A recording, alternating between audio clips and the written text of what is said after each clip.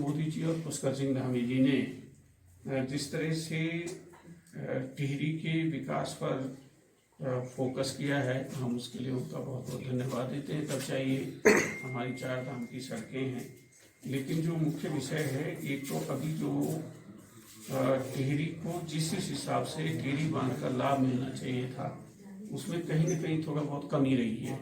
तो अभी जो पर्यटन के क्षेत्र में लगभग 1200 करोड़ का जो हमारा ये योजना है, और जिसमें कि अब बीच में मैंने उसको देखा था, जब मैंने बैठक ली थी तो मैंने उनको कहा, मैंने कही नई टिहरी के लिए उसमें कुछ है ही नहीं भाई। तो अब वो नई टिहरी पर फोकस कर रहे हैं दूसरे चरण में। और उसके साथ में जो सबसे बड़ी मांग है यहाँ रोपवे की, वो उसका प्रस्ताव देहरादून चला गया है पर्यटन अधिकारी की तरफ से। अब वो कोटी कॉलोनी से बौराली और नई टिहरी तक बनेगी। तीसरा लगभग 10 पुल जो हैं वो हमारे आने जाने के जो हैं इस तरफ और उस तरफ के लिए बन रहे हैं, जिसमें 3 अच्छे पुल और ये वाला जो कोटी कॉलोनी से वाला जो ग्लास पुल बनेगा, वो तो मेरे ख्याल से दुनिया में तीसरे चौथे नंबर का होगा। तो उस पर ये काम चल रहा है इस समय यहाँ के, क्योंकि अब 2.5 साल होने वाले हैं। लोग पूछते हैं कि क्या काम यहाँ हो रहा है। दूसरा जो हमारा सबसे बड़ा काम मनोहर लाल खट्टर जी ने और THDC ने किया, कि उन्होंने कहा कि हम आपको राज्य सरकार को अस्पताल और मेडिकल कॉलेज बना करके देंगे। अब मुझे लगता है कि 500 बेडेड हॉस्पिटल और 100 सीटें अगर शुरू में हमको मिली, तो उसमें कितना खर्चा आता है उसका आप आकलन कर सकते हैं, और उससे कितना रोजगार मिल सकता है। उसके साथ साथ में हमारी कोशिश ये है कि वो एक कंबाइंड कॉम्पैक्ट जो है वो बनेगी, जिससे हम ये ना कहें कि हमको दिल्ली जाना है, एम्स जाना है, PGI चंडीगढ़ जाना है, वहाँ के लोग यहाँ आए कि हमको टिहरी जाना है। और उसमें हम आयुर्वेद को भी जो है वो शामिल करेंगे।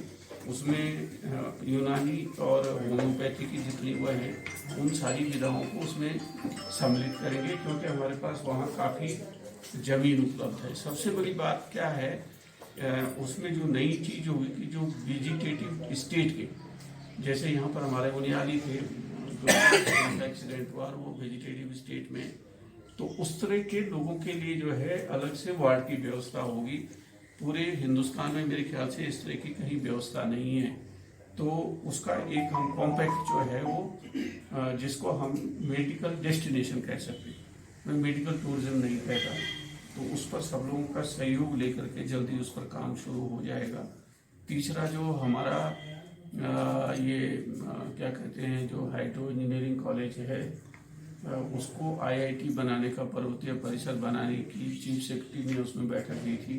बल्कि मैं सुझाव दे रहा हूँ कि ये मेडिकल कॉलेज के बारे में भी एक ब्यूरोक्रेटिक स्तर पर एक बैठक हो जाए। मैं कल जब ये बैठक है हमारी MLAs की वहाँ, उसमें इस बात उनसे मिलूँगा और एक बैठक बुलाऊँगा, जिससे जल्दी से जल्दी वो काम हो जाए। तो ये हमारा जो हाइड्रो इंजीनियरिंग जो कॉलेज है, उसको IIT का पर्वतीय परिषद बनाने का काम आगे बढ़ा है। हमारे सचिव खुद वहाँ गए थे, डायरेक्टर वहाँ गए थे, और मुझे लगता है कि यहाँ PG क्लासेस तो कुछ विषय की जल्दी शुरू हो जाएंगी। तीसरा, बहुत से लोगों ने, मेरे ख्याल से टिहरी इस समय हॉट डेस्टिनेशन है पूरे प्रदेश का, पूरे देश में। पर्यटन क्षेत्र का ऐसा कोई व्यक्ति नहीं है जो हमारे पास नहीं आ रहा है कि साहब हम टिहरी में काम करना चाहते हैं। और हमारे पास सबसे बड़ी एक्सपर्टीज है। जहाँ भी आप कहीं विश्व में जाएंगे, तो जो कलनरी क्षेत्र के जो सारे के सारे हुए हैं, तो उसी हिसाब से यहाँ का जो हमारा होटल मैनेजमेंट वाला इंस्टीट्यूट है, उसको PG बनाने का और उसमें और व्यवस्थाएं करने का भी है। नर्सिंग कॉलेज है, उसको भी हम PG बनाने जा रहे हैं यहाँ पर। और इसका जो हमारा परिसर है, जो बादशाही हॉल वाला, उसको हम इंडिपेंडेंट जो है वो कॉम्प्लेक्स बनाने जा रहे हैं, जिससे कि उसका बाकी जगह से सेंट्रल यूनिवर्सिटी का कोई दखलंदाजी न रहे। आपने श्रीदेव सुमन यूनिवर्सिटी में काम आजकल चल रहा है, और उसमें क्लासें भी कुछ जो है शुरू हो गई हैं, और उसके लिए हमने 25 एकड़ ज़मीन भी यहाँ पर जो है जौल में, जहाँ श्रीदेव सुमन जी का जहाँ पैदा हुए, वहाँ ज़मीन देख ली है।